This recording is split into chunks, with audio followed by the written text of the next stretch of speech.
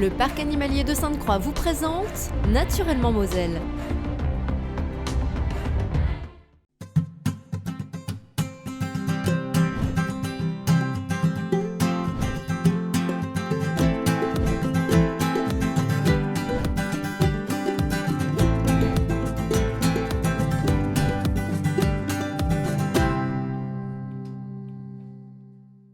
Bonjour et bienvenue dans Naturellement Moselle. Dans ce deuxième numéro, nous allons planter des arbres et pas qu'un peu. Je suis à Marly au parc Paul Joly et derrière moi, 7200 arbustes ont été plantés il y a quelques jours. Nous rencontrerons tout à l'heure Nicolas de Brabander, le fondateur d'Urban Forest. Il nous expliquera en détail ce qu'est une forêt urbaine. Mais commençons cette émission avec le premier reportage. Que diriez-vous de vous rendre au travail en navette autonome? Vous n'avez rien à faire, si ce n'est vous installer à l'arrière du véhicule électrique. L'université de Sarrebruck et la communauté de communes du Warnt mènent un projet innovant, mettre en place une liaison transfrontalière autonome entre Creuzwald et la zone industrielle d'Überern en Allemagne. L'expérimentation était dans sa phase pratique durant 3 mois. Plusieurs salariés habitant Creuzwald et travaillant en Allemagne ont joué les cobayes. J'ai rencontré notamment Angélique. Aller au travail sans avoir besoin de conduire, nous sommes nombreux à le souhaiter. Allô. Angélique, elle l'expérimente depuis 3 mois. Chaque matin, elle s'installe à l'arrière du véhicule sans se soucier du trajet. Un confort sur mesure, d'autant plus qu'elle traverse tous les jours la frontière franco-allemande. Aujourd'hui, je prends place à ses côtés. En temps normal, je vais à vélo au travail. Donc quand on commence à 5h, qu'il faut pas se lever à 3h pour partir à 4h, parce qu'il y a quand même 1 heure de route à vélo, par tous les temps, que ça soit qu'il fasse beau, qu'il neige, qu'il pleuve. Là, les 3 mois, c'est vrai que c'était vraiment très pratique. Bon, c'était en été. C'est comme j'ai dit tout à l'heure, c'est bête que c'est pas renouvelé pour l'hiver, ça m'aurait mieux arrangé. Cette navette autonome électrique, une Tesla Model X, fait la liaison entre le centre-ville de Creuzwald et la zone industrielle d'Überern, où plus de 400 travailleurs frontaliers convergent chaque jour. Le projet, appelé Terminal, mené par l'université de Sarrebruck en partenariat avec la communauté de communes du Warnt, a entamé sa phase pratique en juillet. 3 mois de tests pour expérimenter l'utilité d'une telle navette. Les données techniques sont scrutées, tout comme le ressenti des passagers. Nous avons installé un système de traquage au niveau du véhicule qui va nous indiquer combien de kilomètres le véhicule a été capable de rouler de manière complètement autonome et dans quelles conditions ou à quel moment le conducteur a été obligé de reprendre la main sur le véhicule. Et au-delà effectivement des données techniques, c'est bien sûr tout l'aspect acceptation de la clientèle qui nous intéresse, à savoir comment on a vécu le trajet, est-ce qu'on se sent en sécurité lorsqu'on voyage en voiture autonome et surtout quel prix serait-on prêt à payer à l'avenir si une telle navette était mise en place. 12 salariés ont participé à cette première phase pratique et l'expérimentation va se poursuivre. Une application est en cours de développement pour permettre aux usagers de réserver la navette depuis leur téléphone. Cette fois, les départs et les retours se feront directement au domicile. Cette mobilité à la demande sera à nouveau testée l'année prochaine. Le Kayak Club de Metz a organisé sa première édition d'Écoyac, une opération de nettoyage de la Moselle ouverte à tous. Sur leur canoë ou leur kayak, les participants étaient nombreux à voguer sur l'eau pour dépolluer les berges. L'occasion pour eux de faire un geste citoyen tout en s'essayant aux joies de la pagaie. Ghislain Schumacher a embarqué lui aussi sur un kayak. On découvre les images. C'est la première fois que cette famille largue les amarres et il leur suffit de donner quelques coups de rame pour faire leur première trouvaille. C'est bon, on l'a. Touche le sac. Sur l'eau, la coordination est le maître mot. Malgré quelques manœuvres difficiles, les sacs poubelles se remplissent petit à petit. Ça se passe pas toujours facilement, mais c'est pas grave, on est têtu, donc on y arrive à force de descendre du canoë, de remonter, de prendre la pince, on s'en sort. Une sortie en famille qui a pour but de faire passer un message à la nouvelle génération. Faire prendre conscience aux enfants que c'est important de ne pas acheter. Je pense que les nôtres, ils le savent, mais aussi qu'il y a d'autres personnes qui ne le savent pas et qu'on peut agir pour la nature, quoi. Passer du temps avec mes enfants et mes nièces en canoë et se promener alors qu'il fait beau à Metz, c'est très très cool aussi. Certains jeunes sont même partis tout seuls à l'aventure, comme Victor. J'habite sur une péniche et je vois qu'il y a beaucoup de déchets dans l'eau. Du coup, je me suis dit que c'était une bonne occasion d'aller dépolluer. Là, je pars pour 2 heures de ramassage normalement et j'espère ramasser le plus possible de choses. L'événement a été imaginé par Maxime Coeur, un médecin particulièrement investi dans la défense de l'environnement.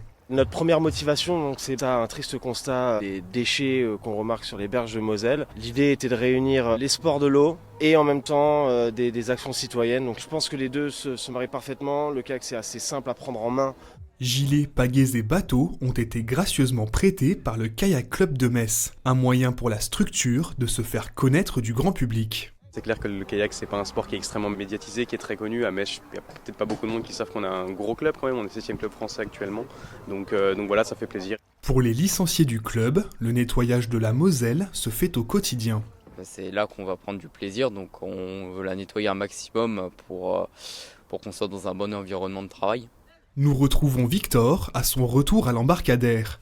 Pour lui, la pêche a été fructueuse. Il y a un bout de chaise, il y a beaucoup de bouteilles, des briquets, j'ai trouvé des mégots aussi et ça m'a surpris de voir autant de choses. Je refais ça volontiers, quitte à qu'il n'y ait plus du tout de déchets dans la Moselle. En tout, ce sont près de 200 kilos de déchets qui ont été ramassés tout au long de la journée. Et cette fois, sur la terre ferme, l'association Clean Walker Moselle propose une nouvelle opération de nettoyage à Metz. Ça se déroulera le samedi 6 novembre dès 14 h. Le rendez-vous est donné devant la gare de Metz. L'ensemble du matériel, gants, gilets de sécurité, pinces seront fournis par le collectif Qui nettoie, si se nettoie. Je vous invite à participer à cet élan collectif et ludique pour rendre nos rues, notre ville encore plus belle. Et parlons à présent de forêt urbaine. Autour de moi, vous le voyez, de nombreux arbustes ont été plantés. En tout, 7200 arbres, c'est considérable. Alors, forêt urbaine, de quoi s'agit-il? J'ai suivi la plantation de ces arbres et j'ai rencontré Nicolas de Brabander, le fondateur d'Urban Forest, qui a mené ce projet aux côtés de l'association Motrice. Nicolas de Brabander, bonjour. Bonjour. Vous êtes biologiste et naturaliste et le fondateur d'Urban Forest. Alors vous venez de Belgique et votre société est spécialisée dans la réalisation de forêts urbaines. Alors la première question qui me vient est évidente. Qu'est-ce qu'une forêt urbaine? Les forêts urbaines, ce sont des magnifiques écosystèmes pleins de vie qui sont parfaitement adaptés aux conditions de sol et de climat actuels. Ce sont des petits écosystèmes qui font du bien autour de nos habitations, de nos lieux de vie. Alors là, on est justement à Marly où une forêt urbaine est en cours de plantation, c'est ça? On est sur quelle superficie là? Ici, on est sur 2400 m². On va planter 7200 arbres et on va créer une barrière visuelle et sonore par rapport aux habitations et créer un parc encore plus beau que ce qu'il est actuellement. D'accord. Et vous utilisez une méthode bien particulière pour faire ces forêts urbaines. C'est la méthode Miyawaki. C'est ça, la méthode Miyawaki, elle nous vient du Japon. Le principe, c'est de recréer un morceau de la forêt tel qu'on pense qu'elle était il y a bien longtemps. Donc on va mélanger plein d'espèces différentes, vraiment des essences natives. Et on va recréer un écosystème, on va recréer cette forêt beaucoup plus rapidement que si on laissait la nature fait très bien les choses par elle-même, mais elle mettrait 200 ans à faire ce que là, on va faire en 20 ans. Alors vous m'avez dit 7200 arbres sur une petite superficie. Finalement, on voit que les arbres là qui ont déjà été plantés sont assez serrés. Il y a 3 arbres par mètre carré environ, on va dire. Pourquoi faire cette plantation si dense? C'est ce qui surprend le plus, la densité de ces arbres. Mais en fait, c'est plein de bon sens. On mimique la dynamique naturelle. C'est ce qu'on observerait spontanément sortir de terre si on laissait faire la nature. Et en fait, cette diversité des espèces, il y a des arbres, des arbustes, et ils vont créer ensemble une forêt à étages où chacun va trouver sa place. Et on va avoir une petite mortalité, mais vraiment très faible finalement. On pense que dans 20 ans, il y aura encore 90% des arbres. Dans 40 ans, il y aura encore 70% des arbres.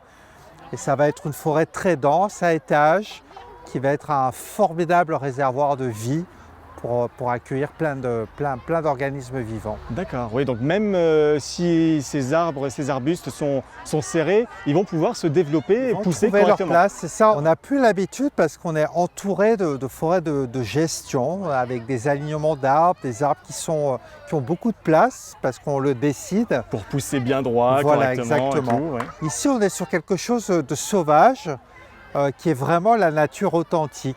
Et ce que j'espère, c'est que on s'émerveille en fait de cette nature, qu'on lui redonne une place et qu'elle nous inspire, qu'elle nous fasse du bien, qu'elle apporte à mieux vivre.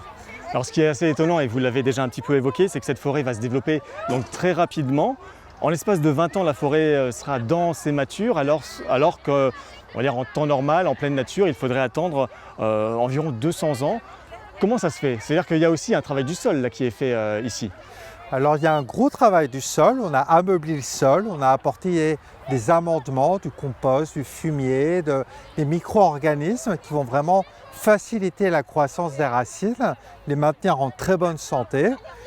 Et en fait, naturellement, il y a des successions comme ça, il y a des essences pionnières comme le bouleau, des essences secondaires comme l'érable, et puis des espèces matures comme le chêne ou le hêtre.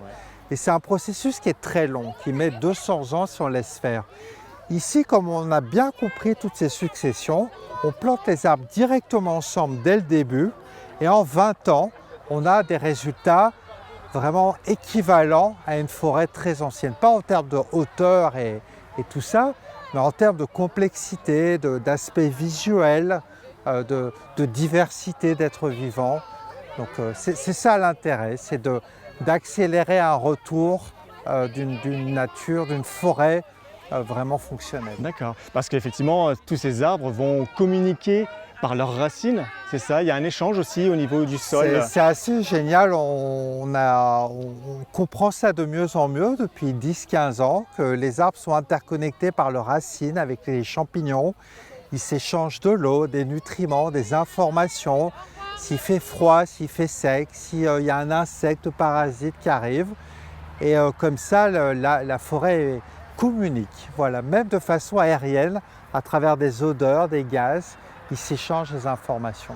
Alors combien d'essences? Vous avez déjà évoqué plusieurs essences différentes. Combien d'essences sont plantées dans ce type de forêt urbaine? Alors on va planter 15 à 30 espèces différentes d'arbres et arbustes, toujours natifs. On essaie de retrouver la communauté végétale qui correspond le mieux au lieu où on s'implante. Donc elle sera à chaque fois différente. Il y a beaucoup d'espèces qu'on retrouve, mais pas toujours avec les mêmes proportions, etc. Alors ici à Marly, vous plantez, donc c'est la deuxième forêt urbaine que vous plantez en Moselle. La semaine dernière, vous étiez au parc du Sansonnet à Metz, devant les ponts, pour planter 3000 arbres. Et vous aviez de la main-d'œuvre, parce que beaucoup d'enfants vous ont aidé à planter tous ces arbres. On découvre le reportage avant de poursuivre notre échange. Pelle en main, le travail de jardinier peut commencer et toutes les techniques sont bonnes pour faire son trou. Au parc du Sansonnet à Metz, le projet de forêt urbaine porté par l'association motrice et la ville de Metz prend racine. Et des trous, il y en a à faire. 3000 arbres vont être plantés selon la méthode Miyawaki. Mise au point par le botaniste japonais Akira Miyawaki, la technique consiste à densifier les plantations. C'est une méthode assez innovante de plantation très particulière. Les amendements, le travail du sol et le fait que ces arbustes soient vraiment rapprochés les uns des autres, il va vraiment y avoir cette entraide en fait entre eux qui va se mettre en place et qui va permettre à tous ces arbustes qui vont aller chercher la lumière, ils vont essayer, ils sont tellement proches les uns des autres, ils vont essayer d'aller chercher le plus possible la lumière et donc pousser au plus vite. Et on va avoir, avec cette densité, on va avoir une forêt très rapidement, une forêt dense, on pourra plus marcher dedans et on veut plus marcher dedans, on laisse ensuite la nature faire. Sur cette parcelle, pas moins de 2000 arbustes sont plantés, 3 arbres par mètre carré. La plantation se veut participative. Aujourd'hui, des élèves de l'école Les 4 Bornes donnent du cœur à l'ouvrage, tous sensibilisés à la préservation de la nature. C'est bien pour la nature, pour qu'on respire. Les arbres, c'est important parce que c'est quand même la nature et en plus c'est beau de se promener et de voir toute cette forêt. Ça fait plus de nature dans le quartier. Ils nous donnent de l'oxygène. Ils étaient là en premier. Du coup, c'est eux qui nous servent à vivre. Une vingtaine d'essences locales composent cette forêt. D'ici 3 ans, les arbres atteindront les 2 mètres. Dans 20 ans, cette mini-forêt quasi impénétrable sera déjà mature, alors qu'en temps normal, le processus prend environ 200 ans. Bien joué, vous avez bien fait ça. La dimension participative est super importante. On fait appel aux enfants, aux riverains, à tout le monde. L'idée, c'est vraiment de venir voir, de s'en imprégner, de se renseigner, de créer un souvenir, vraiment de se reconnecter à la nature et puis d'évoluer avec ça, que ça devienne un peu un monument de quartier. Cette forêt urbaine plantée ici au parc du Sansonnet n'est qu'une première étape. Une deuxième forêt, composée, elle, de 7200 arbres, est en cours de création à Marly, au parc Paul Joly. Au total, plus de 10 000 arbres auront été plantés sur le mois d'octobre à Metz et sur sa périphérie. Alors Nicolas de Brabander, on le voit dans le reportage, la dimension participative est très importante pour Urban Forest. Il est essentiel que des enfants, même des adultes, soient sensibilisés à cette reforestation. C'est très important, il y a tellement d'arbres à planter que j'ai besoin d'un coup de main. Il y a cette dimension participative qui est vraiment importante. Ça permet de se rencontrer, d'échanger, de se connaître. Ça permet que les gens découvrent le site et qu'ils le protègent parce qu'on espère que cette forêt sera là ad vitam aeternam et qu'en grandissant avec cette forêt, ils voudront la protéger. Et c'est aussi un outil de sensibilisation. Alors évidemment, on pense aux enfants, ça fait du bien, on voit tous ces sourires, ils adorent ça. Mais c'est très important que les adultes aussi participent à la plantation. C'est vraiment ouvert à tout le monde, c'est de faire une action concrète, de sentir.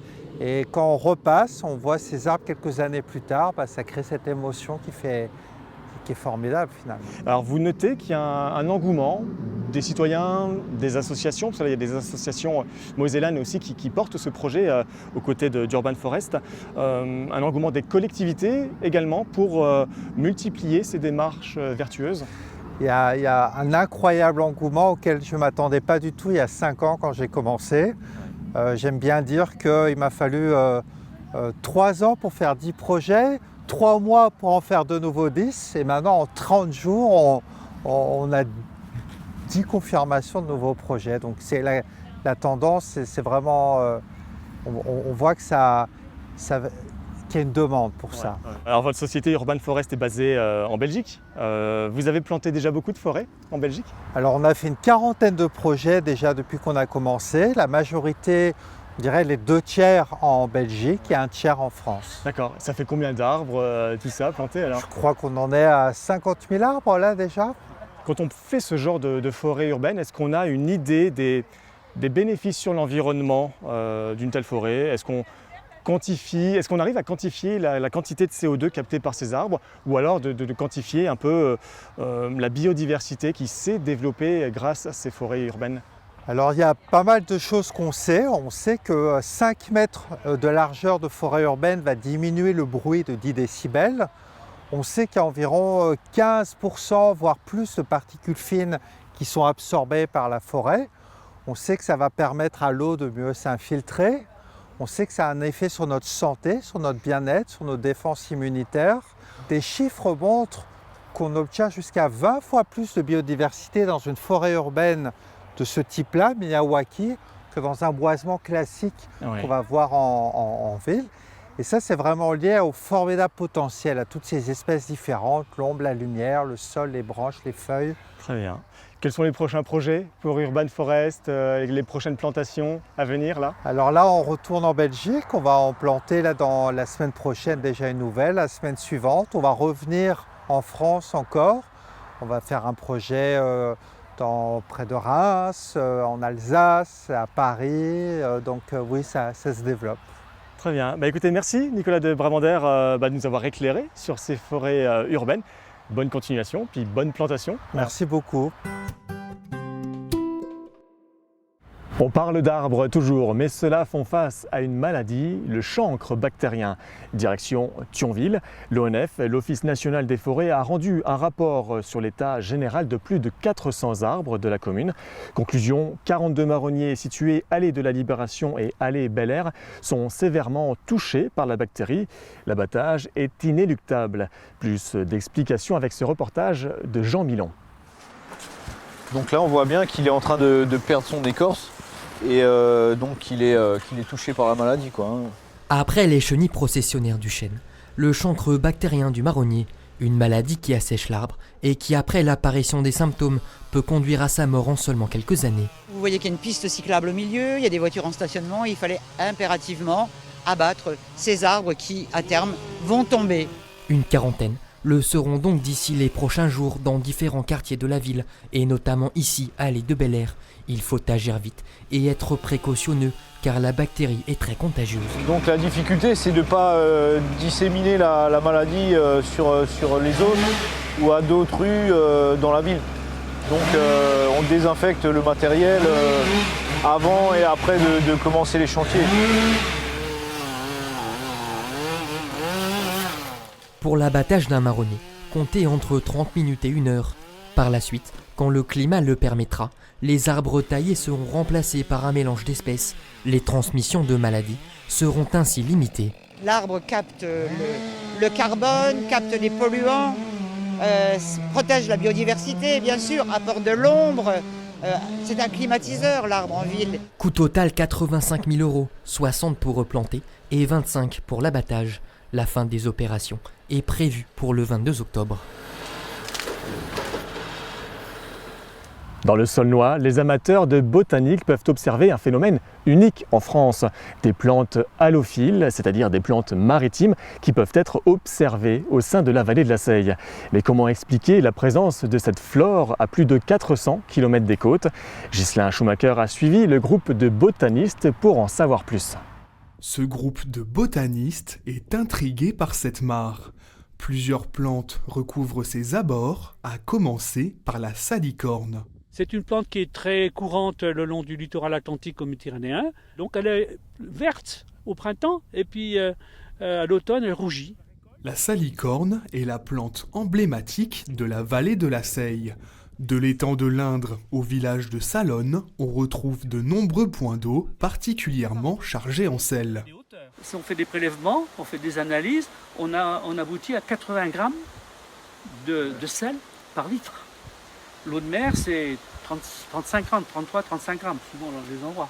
Pour trouver l'origine de la présence de sel sur ce territoire, il faut revenir il y a 200 millions d'années. Vous avez une mer qu'on appelle la mer germanique, qui était positionnée pendant l'ère secondaire sur cette zone. Et la Lorraine n'était pas située à sa position actuelle, elle était beaucoup plus vers les tropiques. Et ensuite, comme le climat était très chaud, il y a eu des roches qui se sont déposées, notamment le selgem. De retour autour de cette mare salée, on retrouve d'autres espèces comme l'astère et la spergulaire maritime. Cette anomalie naturelle a attisé la curiosité de ces amoureux des plantes venus des 4 coins de la région Grand Est. C'est des plantes qui sont très rares et qui sont intéressantes pour déterminer les milieux qu'on essaye de protéger pour qu'elles ne disparaissent pas. Ces étendues d'eau salée et leur flore exceptionnelle sont également protégées au quotidien par le Conservatoire d'espaces naturels de Lorraine. La gendarmerie de Courcelles-Chaussy a adopté une nouvelle technique d'entretien, l'éco-pâturage. Depuis cet été, les moutons ont remplacé la tondeuse et des ruches ont été installées sur le terrain de Vintard. Un moyen de conjuguer écologie, sociale, mais aussi insolite. Le reportage est signé Pauline Lermite. Aujourd'hui, c'est friandises pour ces moutons. On fait ça quelques fois dans la semaine, pas parce que l'objectif c'est quand même qu'ils mangent l'herbe.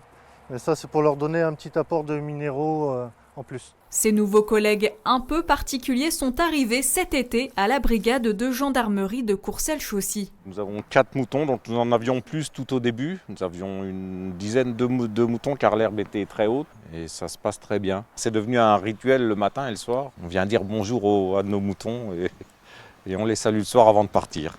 Des colocataires plutôt sympathiques donc pour les 18 gendarmes de la caserne. Excite la tondeuse, les moutons se chargent de l'entretien des 2000 m² de terrain. Objectif pour les militaires, s'engager dans une démarche plus écologique. Pour éviter d'avoir une empreinte carbone en coupant l'herbe. Et on s'est aperçu que la présence des moutons ont développé le nombre de graminées et de légumineuses. C'est-à-dire qu'on avait une herbe plus diversifiée. En plus du point de vue écologique, des bienfaits écologiques, Ce projet crée du lien social avec le voisinage, avec les riverains. Surtout avec les enfants qui sont attachés aux moutons. Ce projet inédit d'éco-pâturage a séduit le propriétaire des moutons, un éleveur de Pange, mais aussi un couple d'apiculteurs de Raville. 2 ruches ont également été installées sur la parcelle. Il faut savoir que les abeilles naviguent dans un rayon de 3 km.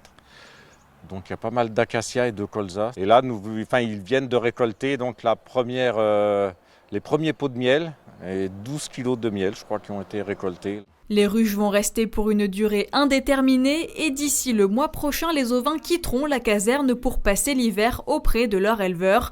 Ils reviendront au printemps 2022.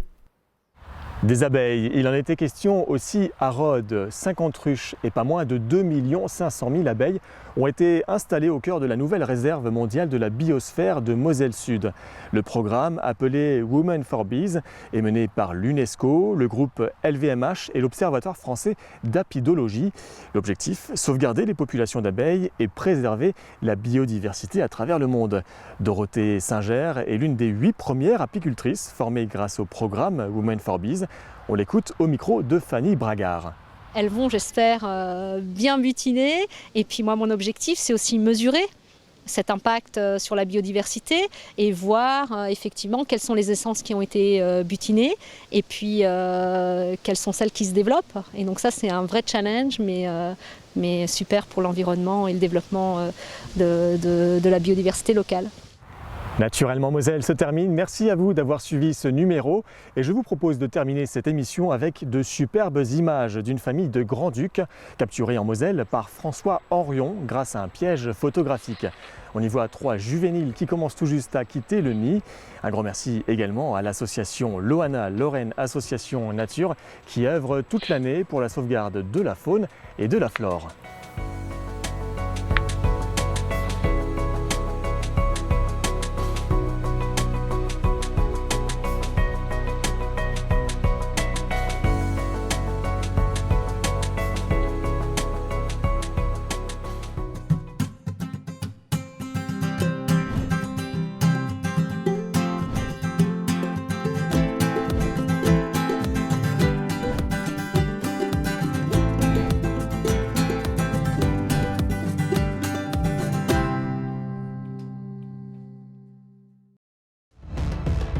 Le parc animalier de Sainte-Croix vous a présenté Naturellement Moselle.